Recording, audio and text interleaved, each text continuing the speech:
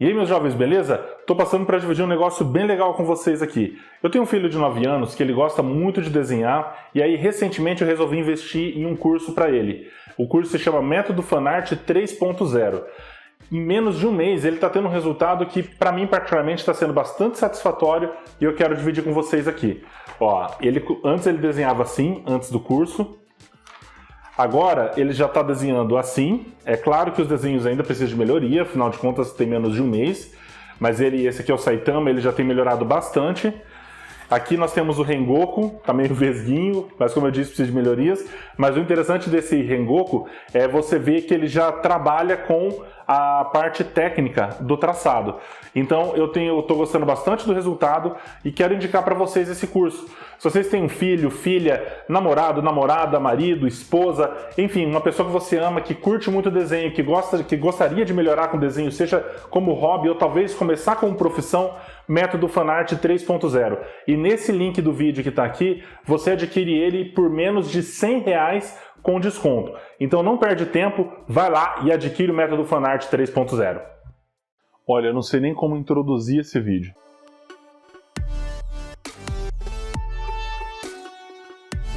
E aí, jovens, beleza? Bruno Biagi falando e sejam bem-vindos ao G84 Nerd. Depois de uma certa demora, eu consegui finalmente assistir Caça-Fantasmas, o Apocalipse de Gelo. E cara, como fazer uma análise desse filme, velho? Na boa, é bem difícil. Mas vamos tentar, porque assim, bom, eu sou um grande fã de Caça-Fantasmas, assisti os 2 primeiros, foram filmes que marcaram a minha infância, de tão bons que eram, a mistura de comédia com terror, com certo terror ali. Foi um trabalho assim, muito bom, um filme muito marcante, não à toa que se tornou um clássico conhecido até hoje. Esses 2 últimos Caça-Fantasmas, você vê que até existe um potencial para que aquilo ali funcionasse, mas não funciona por coisas básicas. E a principal delas é a família Spengler.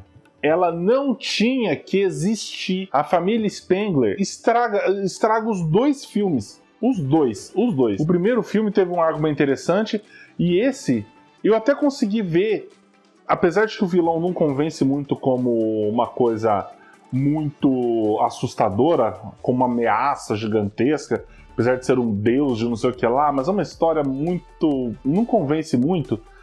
Mas eu assistindo particularmente, eu senti que existia ali no filme, o espírito dos Caça-Fantasmas original estava ali, tinha intenção. Mas a execução ficou terrível, por quê? Por causa da família Spengler. Principalmente nesse segundo filme, a Phoebe. Porque o filme passa o tempo inteiro tentando te convencer de que a Phoebe, ela é a personagem chave de tudo. Ela é a personagem que, assim, ó, ela não pode faltar. Que é a adolescente de 15 anos que resolve tudo o que os adultos tinha que resolver. Eu queria entender sobre essa geração no cinema, em Hollywood, em que momento eles chegaram à conclusão de que criança ou adolescente pode resolver problemas que cabem aos adultos resolverem. Quando eu assisti os 2 primeiros Caça-Fantasmas, eu era criança, em nenhum momento eu pensei, puxa, podia ter uma criança aí.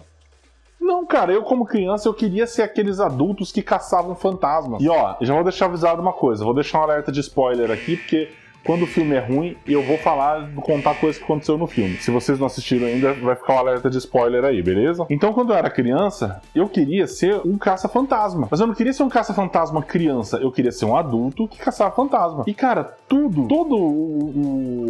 praticamente a parte principal gira em torno da Phoebe.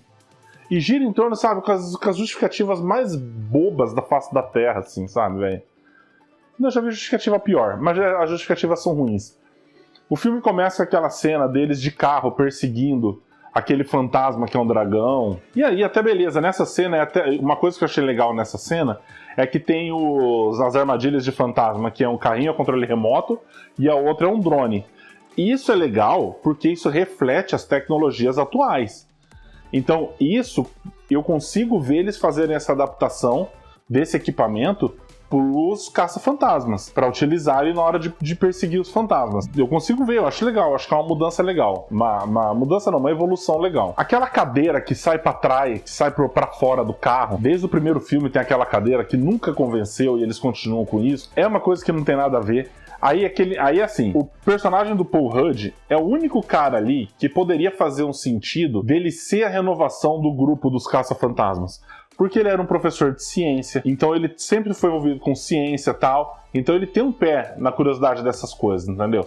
Agora, é aquela história. O Paul Rudd, o personagem do Paul Rudd, que acho que é o Gary, é um cara, é um ex-professor meio bobão nesse filme, que ele era professor no anterior. A mãe da menina cumpre bem o papel dela de mãe. Tá preocupada ali, tudo, é caça-fantasma também, tá preocupada. O irmão da Phoebe também é um cara de 18 anos, trouxão, tontão. E a Phoebe, ela é a superstar da família. Super inteligente, é mais inteligente que o professor, sabe? Tipo assim, é um gênio. Aí eles vão lá, caçam esse dragão, causam ali uns estragos na cidade e o prefeito tá querendo acabar de uma vez por todas com os caça-fantasmas. Mas o que mostra? Até tem uma cena que eles passam correndo, os policiais estão tomando café e comendo donut, aquela cena típica que o pessoal picha dos policiais americanos, e aí eles falam assim, não, pode deixar que eles se viram com isso.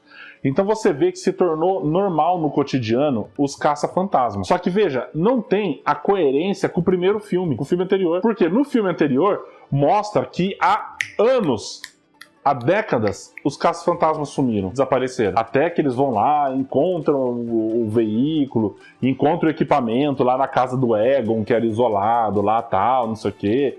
E aí eles começam a andar com o carro de novo, tal.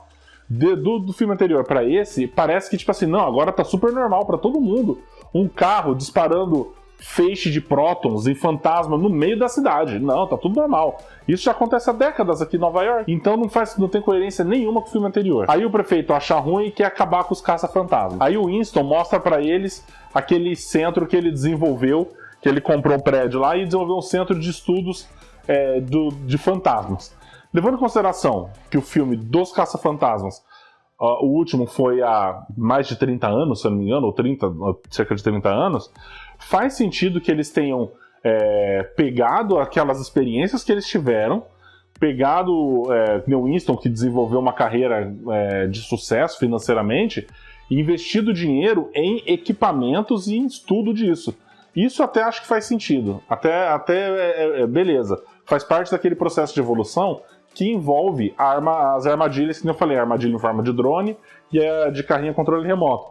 Eu acho que faz sentido. Mas aí o Raymond, ele tem lá a lojinha dele lá, que ele faz uns vídeos pro YouTube, e ele utiliza esse trabalho para encontrar objetos possuídos para levar pro Winston lá no laboratório, lá fazer os estudos, tal, tirar o espírito, aprisionar, tal. Então, a parte, assim como no primeiro filme, a parte que envolve o núcleo dos antigos caça-fantasmas, ele funciona legal. Funciona bem como uma continuação. O problema é quando você vai pra família. Porque a família estraga o ritmo do filme. Estraga o contexto do filme, a história do filme. Ela quebra o plot do filme. Não tinha que existir aquela família ali. E aqui a mesma coisa que aconteceu no filme anterior. Eles estragam o plot do filme. Aí a Phoebe faz amizade com a menina fantasma, que depois se mostra a traidora lá e tal. Eu até vi algumas críticas falando sobre uma possível lacração aí da relação entre elas duas. Eu confesso que eu fiquei meio assim, não sei se dá pra dizer muito bem ali que rolou um clima nesse sentido entre as duas. Mas fica subentendido a possibilidade, então não vou também tirar o mérito de quem reconheceu como lacração isso daí. Porque é a menina de 15 anos com um espírito de 16. Aí a Phoebe vai lá naquela máquina e tira o espírito dela pra fora. Eu acho que eu não vou conseguir nem falar as coisas em ordem, porque eu vou lembrando conforme vai me dando desgosto. E então assim, o que é positivo no filme, que eu falei, que é toda a parte que pega o arco dos antigos caça-fantasmas, foi uma evolução bem construída, bem feita. Mas todo o arco que envolve a família é uma porcaria. Quando o moleque descobre o Geleia lá, cara, não tem fundamento nenhum aquela existência do Geleia. O Geleia tá lá única e exclusivamente pra fanservice. Só pra dizer, olha gente, é um filme de caça-fantasmas, tá? Tem o Geleia. Quando nos outros filmes, o Geleia servia, principalmente no primeiro filme, ele serviu como uma espécie de tutorial para os caça-fantasmas entender como funcionava o equipamento deles. Então ele tinha uma função no filme, digamos assim. Mas nesse filme, ele tá lá nada por nada, ele só fica dormindo no sótão do prédio dos caça-fantasmas lá, não tem utilidade nenhuma. Só é usado para fazer uma ceninha que era para ser engraçada e ia ser sem graça com o irmão da Phoebe, e não tem graça nenhuma, não tem participação, não tem a ver, sabe? Então a história não faz sentido em um monte de coisa. Então você vê, tipo assim, a história não tem coerência com o filme anterior. Aí, na hora que eles vão combater os vilão, existe um arco ali de drama pessoal do professor, do Gary, que ele meio que existe uma certa dificuldade dele se sentir parte da família de fato. E até eu vi algumas críticas também falando sobre isso, que isso era um arco desnecessário e tal. Mas se você pegar tanto o primeiro quanto o segundo filme, os personagens, eles tinham ali também junto uma questão ali pessoal, fora do que estava acontecendo do paranormal. Então eu acho que até aí beleza, na minha opinião, isso por si só não estragaria a história do filme. O problema é que, cara, é a Phoebe.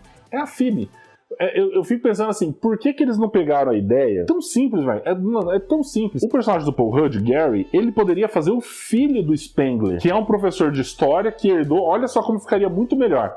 Ele é o filho do Spengler, que é um professor de história que herdou a casa lá, e aí ele vai lá tal, e acontece as coisas que aconteceu lá, e ele tem uma namorada tal. Então você tira esse arco desse negócio de criança resolvendo problema de adulto. Aí tem a cena lá que a hora que eles vão se preparar para o combate contra o Deus Fantasma, depois que ele foge lá da prisão, que a Phoebe vai lá mexer vai derreter uns metais lá, que são os metais que podem ser usados para melhorar a mochila de prótons, para poder combater o Deus lá e tal. E aí, cara, você pega na hora que o Deus chega na estação de bombeiros para enfrentar os caça-fantasmas, que é outra coisa que não faz o menor sentido, porque a gente tá falando de um Deus antigo que tá indo lá para destruir todo mundo. Por que ele vai lá na casa dos caça-fantasmas? No segundo filme mesmo, teve aquela cena mó massa, que tá rolando a treta no prédio lá, que o outro Deus antigo lá também tá lá no prédio, e os caras... E os caça-fantasmas fazem a Estátua da Liberdade se mover e andar pela cidade. Então você vê que tem uma noção de grandiosidade na cidade toda do que está acontecendo ali e tudo. Enquanto nesse filme você não tem essa noção de grandiosidade. Você não tem essa sensação de que algo grande está acontecendo em Nova York, sabe? E aí, o Deus Fantasma chega lá no prédio lá, os caça-fantasmas vai combater ele, todo mundo liga o feixe de prótons no cara e ele não sente nada. E a menina, a Lucky, já tinha avisado a todo mundo que não ia dar certo. E eu ainda nem entrei na parte do indiano que solta Hadouken de fogo. A Lucky já tinha avisado o pessoal tudo, eles pegam, disparam o feixe de prótons, não faz diferença nenhuma no fantasma, o Deus Fantasma pega e congela todo mundo. Aí a Phoebe chega com a mochila dela, com upgrade de metal, dispara, e aí o feixe dela fere o fantasma. Porque, novamente, o filme precisa te convencer de que a Phoebe é toda a diferença do mundo. A Phoebe é a menina que tá lá pra mudar o mundo. E aí ela começa a disparar o feixe e aí o Deus Fantasma acende. Só que, cara, primeiro que assim, quando ela vai derreter o metal, sério que das pessoas que estavam ali, ela, a menina de 15 anos, a mais nova, que tinha que mexer com aquilo lá. Outra coisa, se você pega no filme, o tanto de metal derretido que ela tem na panela, que eu nem sei se dá pra derreter metal daquele jeito no fogo de fogão, que ela fez, mas enfim, o tanto de metal derretido que ela tem lá, cara, era suficiente pra fazer upgrade em todas as bolsas, em todas as mochilas de próton. A hora que o fantasma entrasse, todo mundo ia disparar nele, mano, acabou, Deus Fantasma. Não ia durar nada, você tá entendendo? E não foi feito porque só por uma preguiça de roteiro pra poder fazer a Phoebe ser a estrela que ela vai conseguir combater sozinha o Deus Fantasma. Aí, pra não mostrar que, tipo assim, olha, gente, calma, ó, ela não conseguiu combater sozinha. Aí ela não aguenta no raio, o Deus Fantasma consegue combater ela. Aí, o que acontece? A fantasminha acende o fósforo. Tá, vou dar um pause aí. É porque daí a gente vai entrar no nosso amigo indiano. Nosso amigo indiano é o cara que no começo do filme vendeu a bola, que era a prisão do Deus Fantasma, pro Raymond, que levou pro laboratório lá que o Winston construiu. Aí, cara, existe toda uma história de uma lenda dos Senhores do Fogo, que é que são pessoas que há milhares de anos herdam o poder de controlar o fogo e não sei o que, e foram eles que combateram esse deus do gelo antigamente, há 4.000 anos atrás, e balalá, barará. E aí o Raymond vai ajudar o cara a aprender a controlar o fogo, sabe? Cara, é um negócio que não, tipo assim, não tem pé nem cabeça com o universo dos Caça-Fantasmas. É uma coisa besta. Dá mais uma parte do protagonismo para um outro personagem novo que não tem nada a ver, que ninguém dos fãs querem ver. O que a gente quer ver é o Winston, o Raymond e o Venkman. A gente quer ver esses caras fazer a diferença. E a hora que eles chegam lá, o único momento que vai aparecer que, tipo assim, olha, gente, os antigos caça-fantasmas estão fazendo a parte deles. É a hora que eles têm a ideia de acionar, de transformar a prisão de fantasma numa espécie de mega armadilha de fantasma para prender o deus lá, porque a armadilha normal não era o suficiente para prender ele. Só que assim, é uma coisa tão pequena, tão, sabe? Aí voltando pro combate lá do fantasma, aí o indiano tá treinando usar o fogo, óbvio que ele não consegue usar, mas na hora do desfecho, quando tudo parece que tá perdido, a fantasminha arrependida de ter traído a sua amiga acende um fósforo e o cara domina o fogo como ninguém e vai lá e começa a combater o fantasma. E aí ele consegue descongelar todo mundo que tá lá, que tinha sido congelado, deixando só a Phoebe sozinha. E aí descongela os caça-fantasmas, aí eles têm a ideia de transformar a prisão numa mega armadilha, vai lá, transforma na armadilha e prende o fantasma. E aí, do nada, porque até aí a cidade tá vazia.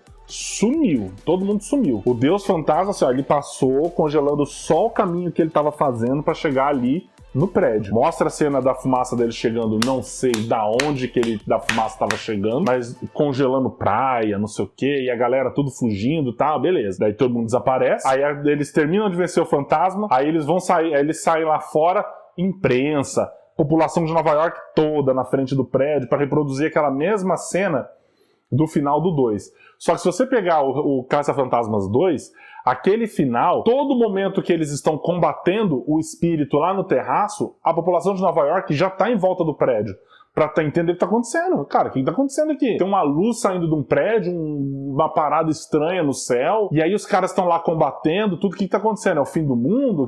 Mano, o que tá rolando aqui? Enquanto ali, não aparece ninguém.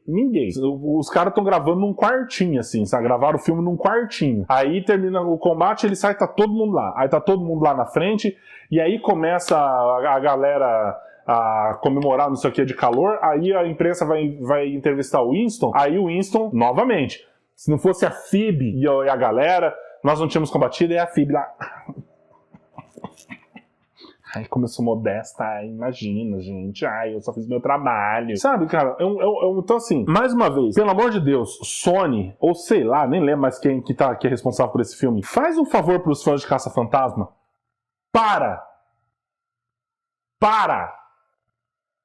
de estragar o legado dos Caça-Fantasmas. Não faz mais nada, chega, para, porque tá tudo uma porcaria. Aí eles tentam repetir o mesmo clima do final do Caça-Fantasmas 2, com a música e não sei o que, aí aparece dois fantasmas voando, aí os Caça-Fantasmas novos vão pegar a viatura e saem no meio da galera, igualzinho, eles reprisam igualzinho o final do segundo filme, pra tentar dar um ar de nostalgia. E só o que eles conseguem é um ar de vergonha e de angústia de quem é fã dos filmes originais. Então, assim, é uma bosta do filme, é uma porcaria de um filme, é um filme péssimo, e como a partir do filme da análise do Jorge da Capadócia, eu comecei um sistema de pontuação, vou dar minha pontuação para esse filme, que eu vou dar 1,5 pela participação do pessoal antigo, do elenco antigo dos Caça-Fantasmas, porque toda a parte que envolve eles é muito legal. Mas como a parte que envolve eles é muito pequena no filme, que a grande maioria é tudo sobre a porcaria da família Spengler,